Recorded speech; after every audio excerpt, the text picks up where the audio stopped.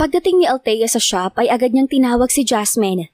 Nakapagdesisyon na siya na ito na lang ang papupuntahin niya para ayusin ang simbahan sa Makalawa.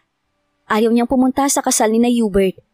Binibigyan niya ng instruction si Jasmine nang may kumatok. Binuksan nito ang pinto ng kanyang opisina. "Ma'am, nandito po si Miss Daniel." Sabi nito sa kanya. "Sige, papasukin mo siya, tapos iwan mo na rin muna kami." Aniya rito. "Kumusta ka na?" Tanong ni Daniel nang makalabas si Jasmine. "Okay naman." Nakangiting sabi niya. "Tatawagan pa nga lang sana kita eh." "Bakit?" "Si Jasmine na lang kasi ang ipapadala ko sa Makalawa para mag-supervise sa pag-aayos sa kasal ninyo." Naupo ito sa visitor's chair sa harap ng mesa niya. "Hindi ka ba pupunta sa kasal namin?" Marahang umiling siya. "I'm sorry, pero hindi ko yata kayang pumunta ron. Alam mo naman kung bakit, di ba?" Tumango ito. "Naiintindihan ko." Matipid siyang ngumiti. "Bakit ka nga pala napadalaw?" "Gusto ko lang masigurong wala nang kailangan ayusin para sa kasal." "Don't worry, alam na ni Jasmine ang gagawin niya. Sinabi ko na sa kanyang lahat ng dapat gawin." Paniniguro niya rito. Nang makaalis ito ay tinawag uli niya si Jasmine. Itinuloy niya ang pagbibigay ng instructions dito. Pagkatapos niyon ay umalis na rin siya. Uuwi na siya. Pagdating sa bahay ay agad niyang inipon ang lahat ng gamit na nagpapaalala sa kanya kay Hubert. Ibinaba niya ang mga yon at inilagay sa likod ng kanyang kotse. Muli siyang umakyat at naglagay ng ilang pirasong damit sa maliit na traveling bag. Palabas na siya ng bahay dala ang bag nang dumating si Lawrence. "Saan ka pupunta, ate?" Nagtatakang tanong nito. "Pupunta ako kina Tita Ella sa Lucena. Doon na muna ako kahit isang linggo lang." Sagot niya at dire-diretsong lumabas patungo sa kanyang kotse. Sumunod naman ito sa kanya. "Bakit?" Inilagay niya ang bag sa kotse bago hinarap ito. "Wala, gusto ko lang magbakasyon. Ang tagal ko na rin namang hindi nakakapagpahinga sa trabaho." "Pero sa Makalawa ng kasal ni na Hubert, di ba?" Tumango siya. "Iyon mismo ang dahilan kaya aalis ako. Si Jasmine ang bahalang mag-asikaso ng lahat sa kasal nila." "Ate, Maagap na itinaas niya ang mga kamay upang pigilan ito. "Huwag mo na akong piliting pumunta roon, Lawrence. Hindi ko kaya. Ngayon pa nga lang para na ako mamamatay kapag naiisip kong ikakasal na sila. Yun pa kayang makita ko yun?" Tumango ito. "Gusto mo bang ihatid kita kina Tita Ella?" "Wag na. Kaya ko nang pumunta roon na mag-isa." Aniya. Hinagkan niya ito sa pisngi bago sumakay sa kotse. May pagtitipong nagaganap sa bahay ni na Hubert ng gabing iyon. Inihanda iyon para sa kanila ni Daniel ng kanyang mga kamag-anak. Bagaman nakikipagsaya siya sa mga naroon, ay okupado ng iba ang kanyang isip. Mula noong gabing may mangyari sa kanila ni Althea, ay lalong binabagabag ang puso niya. Araw-araw ay halos ito ang laman ng isip niya. "Pare, lumilipad yata ang isip mo ah." Puna ni Anthony. Isa ito sa pinakamalapit na kaibigan niya na nasa Pilipinas. Matipid na ngumiti siya. "Hindi ka ba nag-e-enjoy sa party na inihanda namin para sa inyo?" "Nag-e-enjoy, syempre." Mabilis na sagot niya. "Kung ganun, bakit iniwan mo kami sa loob at lumabas ka rito?" "May iniisip lang ako, pare. Natatandaan mo pa ba si Althea?" Hindi niya alam kung bakit bigla niya nabanggit dito ang dating nobya. "Oo naman, akala ko nga kayo nang magkakatuluyan eh. Ano bang nangyari sa inyong dalawa, pare? Nabigla ako nang malaman kong ibang babaeng pakakasalan mo." "Kahit ako, hindi ko alam kung bakit nagkaganon. Siguro hindi lang talaga kami para sa isa't isa ni Althea." Malungkot na sabi niya. Nagkibit balikat ito. "Siguro nga, pero naawa ko sa kanya." Kumunot ang kanyang noo. "Bakit?" "Ang sabi sa akin ni Noemi, Hubert, nandito ka lang pala." Anang kanyang mama kaya naputol ang pagsasalita ni Anthony. "Bakit ma? May kailangan ba kayo?" Tanong niya sa ina. "Gusto lang kitang makausap. May ibibigay kasi ako sa iyo. Anthony, pwede mo ba muna kaming iwan?" Tumango naman ang binata at iniwan na nga silang mag-ina. Pagkaalis ni Anthony ay iniabot sa kanya ng ina ang isang maliit na kahon. "Yan ang singsing na ibinigay ng lola mo sa iyong papa noong ikakasal pa lang kami. Tradisyon iyon ng pamilya. At dahil ikaw ang panganay naming anak na lalaki, sa magiging asawa mo yan mapupunta." Nakangiting sabi nito. Napatingin siya sa maliit na kahon, saka binuksan iyon. Isang diamond-studded ring ang nasa loob niyon. "Give it to Daniel. Sigurado akong bagay na bagay yan sa kanya." Sabi pa nito. Wait here, tatawagin ko lang siya. Kanina pa kasi siya kinakausap ng lola mo. Alam mo naman si mama, napakaraming tanong. Napatitig siya sa singsing na hawak na mapag-isa siya roon. Maya-maya ay naipilig niya ang ulo. Naglalaro kasi sa kanyang imahinasyon ang mukha ni Althea at dito niya ibinibigay ang singsing. Ipinapatawag mo raw ako, sabi ni mama. Ani Daniel na kalalapit lang sa kanya. Humarap siya rito at pilit na pinasaya ang muka. May ibibigay kasi ako sa iyo. Tradisyon ng pamilya na ibigay ito sa mapapangasawa ng panganay ng lalaki. Isinuot niya sa daliri nito ang singsing.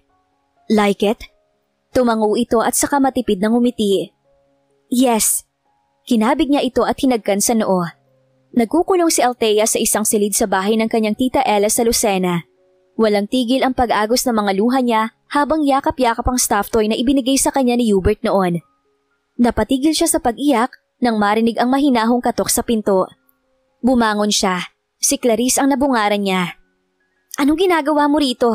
Paano mo nalaman kung nasan ako? Tanong niya rito. Sinundo ako ni Lawrence. Kailangan mo raw na masasandalan ngayon. Hindi raw niya kaya mag-isang damayan ka kaya isinama niya ako rito. Tugon ito. Walang sabi-sabing niyakap niya ito. Lalo siyang napaiyak. Hinagod naman ito ang kanyang likod. Ang sakit, Clarice. Ang sakit-sakit. Pumasok sila sa loob ng silid. Isinara nito ang pinto. Tila nauupos na kandilang napaupo siya sa sahig. Bakit ba kailangan mangyari pa yon? Bakit nagkita pa uli kami? Sana hindi ko nalang siya nakita.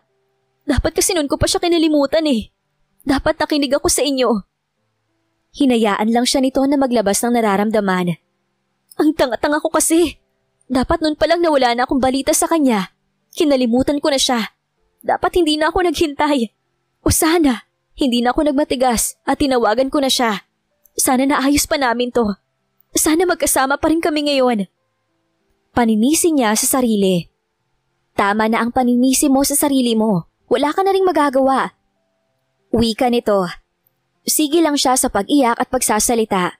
Patuloy namang nakikinig ito sa kanya. Tumigil ka na nga, hindi ka ba nahihiya? Para kang batang umaatungal dyan eh.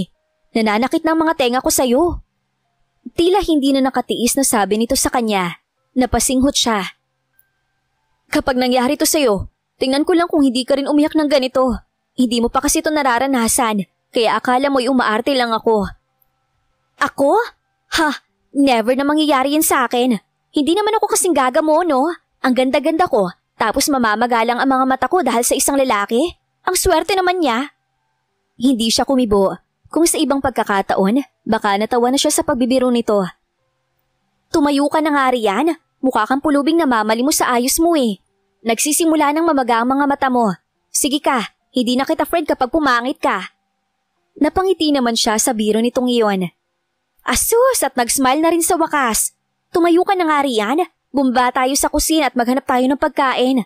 Kanina pa nagre-rebelde tong tiyan ko sa gutom. Hindi man lang kasi ako pinakain ng kapatid mo habang nasa biyahe kami. Sumunod naman siya rito. Magkasama silang lumabas ng kwarto.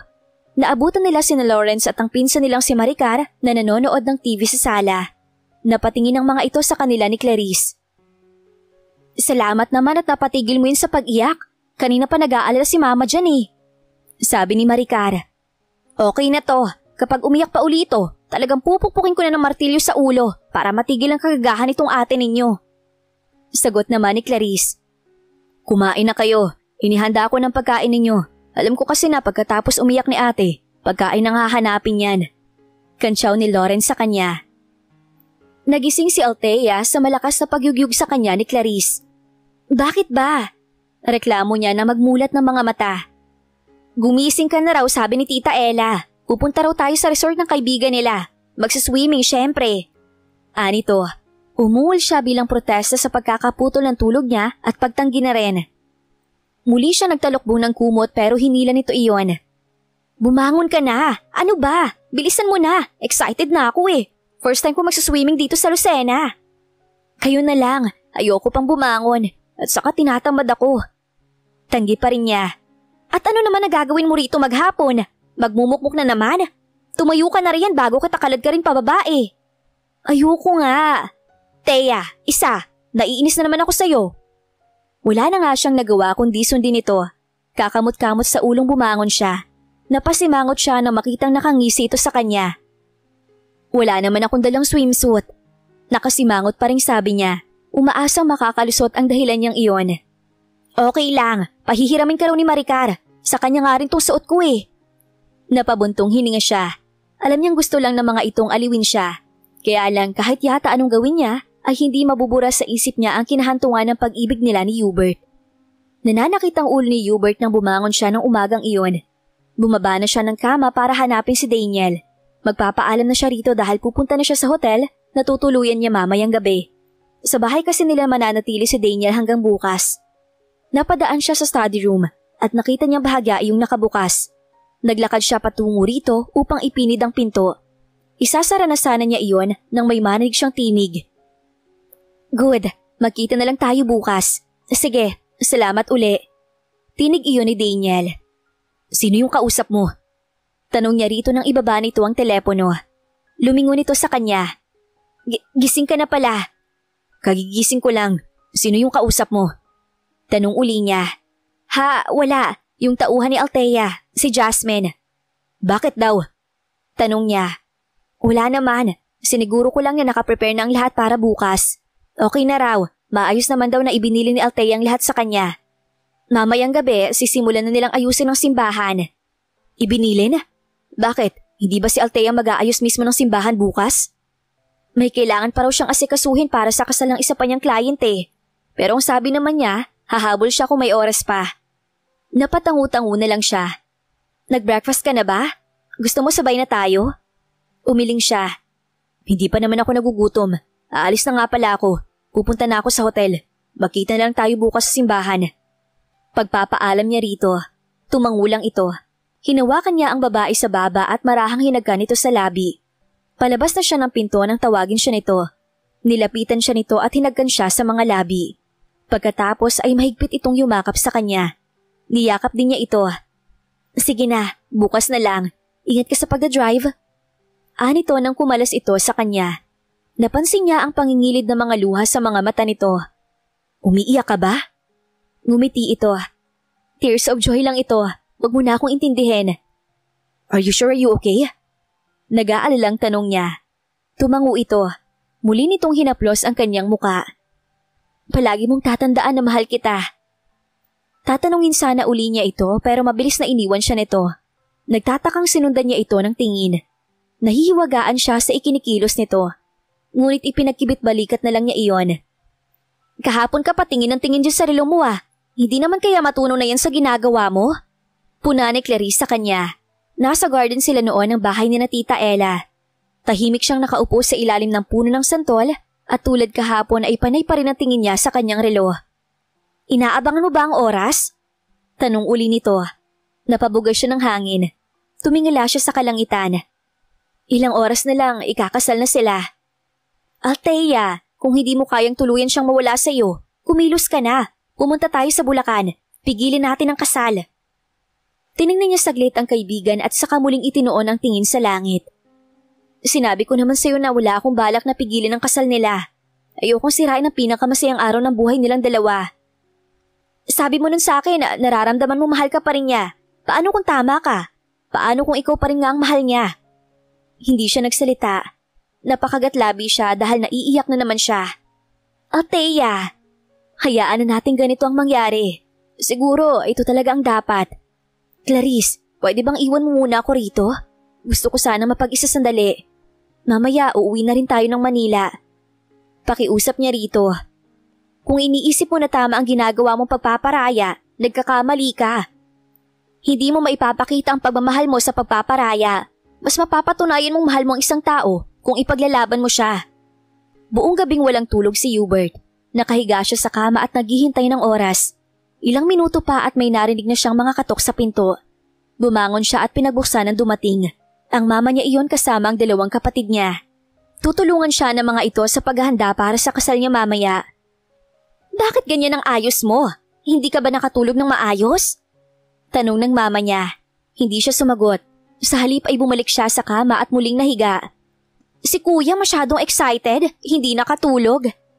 Kantsaw sa kanya ni Ina, ang bunsong kapatid niya. Nilapitan siya ng kanilang ina at inabutan ng tuwalya. Ang ate Geraldine naman niya ay inayos ang tuxedo na isusuot niya. Bumangon ka na riyan at maligo. Ilang oras na lang kasal mo na. Kailangan maaga tayo sa simbahan. Sinisimula ng ayusan si Daniel nang umalis kami. Utos sa kanya ng ina nang hindi pa rin siya kumikilos. Napipilitang bumangon siya. Bakit ba ganyan ang mukha mo, Hubert? Parang hindi ka sa kasal pupunta. Para kang sa lamay pupunta. Puna naman ang ate Geraldine niya. Napatingin siya rito. Tama ito. Pakiramdam nga niya ay sa isang lamay siya pupunta at ang sarili niya ang nakaburol. Hindi na lamang siya nagsalita. Tumayo na siya at pumasok sa banyo para maligo. Mabigat na mabigat talaga ang pakiramdam niya. Naisip niya si Althea. Ganon din kaya ang nararamdaman nito ng mga sandaling iyon? Ipinilig niya ang kanyang ulo. May asawa na ito. Siya rin ay ikakasal na. Kailangang tigilan na niya ang kahibangan niya. Kailangan niyang isipin si Daniel. Pagkalipas ng mahigit 3 oras, ay nasa harap na sila ng simbahan. Naroon na ang mga bisita na sasaksi sa kanyang kasal. Ilang minuto na lang ay magsisimula na ang seremonya, pero wala pa rin si Daniel. Iho, wala pa ba sina Daniel? Tanong ng kanyang mama. 10 minuto na kasing huli ang babae sa takdang oras. Wala pa ho. Dapat kanina pa sila narito. Nag-aalalang sabi nito. Tinatawagan ko ang cellphone niya pero naka-off yata. Hindi rin naman sinasagot ng mami niyang tawag ko. Ano kayang nangyari sa kanila? Tawagan mo uli. Sabihin mong bilisan na nila dahil naiinip na mga bisita. Napatingin siya sa kanyang relo. Nag-aalala na siya kung bakit wala pa ang mga ito. Napaangat ang kanyang ulo nang may dumating na kotse. Kotse iyon ni na Karen. Agad niyang sinalubong ang mag-asawa. Where is she? Kanina pa naiinip ang mga tao. Paparating na ba sila? Nagkatinginan ang mga ito. Hindi na darating sina Daniel. Mahinang tugon ni Karen. Anong ibig mong sabihin? Tanong niya. Nasaan ba siya? May inilabas itong puting sobre mula sa bag nito at inaabot iyon sa kanya. Ipinabibigay niyan sa'yo. Kinuha niya iyon at mabilis na binasa ang sulat. Hubert, I'm sorry, but I can't marry you. Ilang beses kong kinubinsi ang sarili ko na magiging maayos din ang lahat pagkatapos ng kasal. Pero hindi ko kayang dayain ang sarili ko. Alam ko ang naging relasyon ninyo ni Althea noon. Alam kong siya ang dati mong girlfriend na iniwan mo rito na magpunta ka sa States. Nag-usap na kami ni Althea tungkol doon at marami akong nalaman. Lahat ng balitang nakarating sa iyo ay hindi totoo. Hindi siya nagpakasal sa iba. Alam kong mahal ka pa rin niya hanggang ngayon. Wala siyang kasalanan sa iyo. Ang mama mo ang may kagagawa ng lahat. I already talked to your mom about this. Inamin niyang siya ang gumawa ng paraan para magkahiwalay kayo ni Althea. Dahil hindi niya gusto si Althea para sa iyo. Natatandaan mo pa ba si Cassandra? Siya ang gusto ng mama mo na mapapangasawa mo. Kaya pinilit ka niya noon magpunta sa States. At nang naroon ka na at abala na sa trabaho mo, sa kanya sinimulang sirain ang relasyon ninyo ni Althea. Kung hindi siguro namatay sa car accident si Cassandra, siguro siya nga ang mapapakasalan mo. I told Althea you deserve to know the truth, but she refused to tell you. Itago na lang daw namin yun sa'yo. Ang mahalaga raw ay maging masaya tayo. She's willing to sacrifice her own happiness for us, pero hindi ko kayang may masaktan dahil sa akin. I know you still love her. I decided to give you up. Ayoko magpakasal sa taong hindi naman buong-buong sa akin. Puntahan mo siya. Talk to her. Tell her what you really feel about her. Don't worry about me. Sa mga oras na to, nasa eroplano na kami ni Mami pabalik sa States. Mahal kita, kaya pakakawalan na kita. Daniel. Pakiramdam ni Hubert ay namanhid ang buong katawan niya pagkatapos niyang basahin ang sulat. Samot-saring damdamin ang nararamdaman niya. Galit para sa ina, pasasalamat kay Daniel, hiya sa kanyang sarili at ang tuwa dahil may pag-asa pa sila ni Althea. Karen, nasaan na sina Daniel? Bakit hindi pa sila dumarating? Kanina pa kami naghihintay sa kanila. Tanong ng kanyang mama kay Karen. Hindi niya na malayang nasa likuran na pala niya ito. Hinarap niya ito. Hindi na darating sina Daniel, mama. What? Pero bakit? Paano nang kasal ninyo? Walang magaganap na kasalan at marami kayong dapat ipaliwanag sa akin. Mariing sabi niya. Pero saka na natin pag-usapan yun. Ang una niyang gustong gawin ay hanapin si Althea. Marami pang oras para sa pagtutuos nila ng ina. Akmang tatalikod na siya nang pigilan siya ni Karen. Ipinabibigay rin niya ito. Inilagay nito sa kamay niya ang singsing na ibinigay niya kay Daniel noong isang gabi. Napatitig siya roon. Sabihin mo sa kanya na maraming salamat. Kapag natapos ko ng lahat, mag-uusap kami. Kailangan personal ko pa rin siyang pasalamatan sa lahat ng kabutihan niya. Hindi niya alam kung saan siya magsisimula sa paghahanap kay Althea. Pero kahit saang sulok ng Pilipinas pa naroon ito, desidido siyang hanapin ito. Lumabas na si Althea ng silid. Uuwi na sila sa Manila ng araw na yon. Naghihintay na sa kanya si Lawrence at Clarice sa labas. Sigurado ka bang gusto mo nang bumalik sa Manila? Mas makakabuti sa iyo kung mananatili ka muna rito ng mga ilang araw. Nag-aalalang sabi ni Tita Ella sa kanya. Hindi ko pwedeng iwan ng matagal ang shop. Marami kasing trabaho. Aniya na matamlay pa rin ang tinig. Niyakap siya nito ng mahigpit. Mawawala rin yung nararamdaman mo. Sana nga po. Inihatid siya nito at ni Maricar sa labas ng bahay. Kapag uwan ay nagpaalam na siya sa mga ito. Pasakay na sana sa kotse niya si Clarice nang pigilan niya ito. Okay lang ba kung doon ka na lang sa kotse ni Lawrence sumakay? Gusto ko kasing mapag-isa. Pakiusap niya rito. Naunawaan naman siya nito. Pagsakay niya sa kotse, ay agad na rin niyang pinaandar iyon. Nakasunod naman sa likuran niya ang kotse ni Lawrence. Habang nagmamaneho ay hindi niya maiwasang maalala si Hubert. Naglalaro sa isip niya ang kasal nito at ni Daniel. Marahil ay nunumpa na ang mga ito sa harap ng altar. Ipinilig niya ang ulo upang alisin ang isiping iyon. Ngunit parang tukso namang lalo pang nagsumiksik iyon sa isip niya. Parang ang may narinig pa siyang kalembang ng mga kampana. Itinuon niya ang pansin sa pagmamaneho. Binilisan niya ang pagpapatakbo ng kotse. Kagagaling lang ni Hubert sa shop ni Althea pero wala ito roon. Kahit anong pilit niya sa mga tauhan ito na sabihin sa kanya kung nasaan ito, ay walang maisagot ang mga ito. Pumunta rin siya sa bahay nito sa Las Piñas. Abot langit ang dasal niya na sana ay abutan niya ito roon, pero wala rin doon ang dalaga. Katulong lang ang nabutan niya.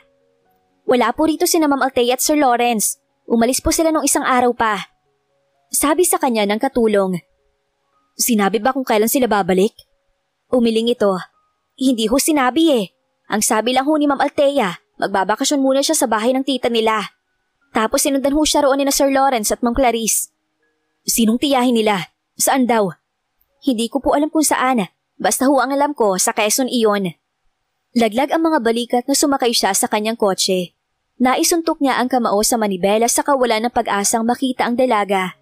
Wala siyang maisip na paraan kung paano ito pupuntahan sa kinaroroonan nito. Aalis na sana siya pero nagbago rin agad ang isip niya. Maghihintay siya roon kahit gaano katagal. Kailangang makita niya si Althea. Kailangang makahingi siya ng tawad dito sa ginawa ng mama niya. Pati na rin sa mga sinabi at ginawa niya. Kailangang maipaalam niya rito na mahal pa rin niya ito. Patuloy ang pag-agos ng mga luha ni Althea habang nagmamaneho. Hindi niya alintana ang bilis ng pagpapatakbo niya. Wala siyang pakialam kung delikado man iyon. Hubert! Tiningnan niya ang suot na relo. Mapait nang umiti siya. Tapos na ang kasal nito at ni Daniel. Marahil ay nagkakasayahan na ang mga ito sa reception ng kasal. Kahit masakit para sa kanya, hinihiling pa rin niya ang kaligayahan ng mga ito. Wala siyang sama ng loob kay Daniel. Gayon din kay Hubert. Hindi naman niya maaaring sisihin ng lalaki dahil hindi nito alam ang totoo.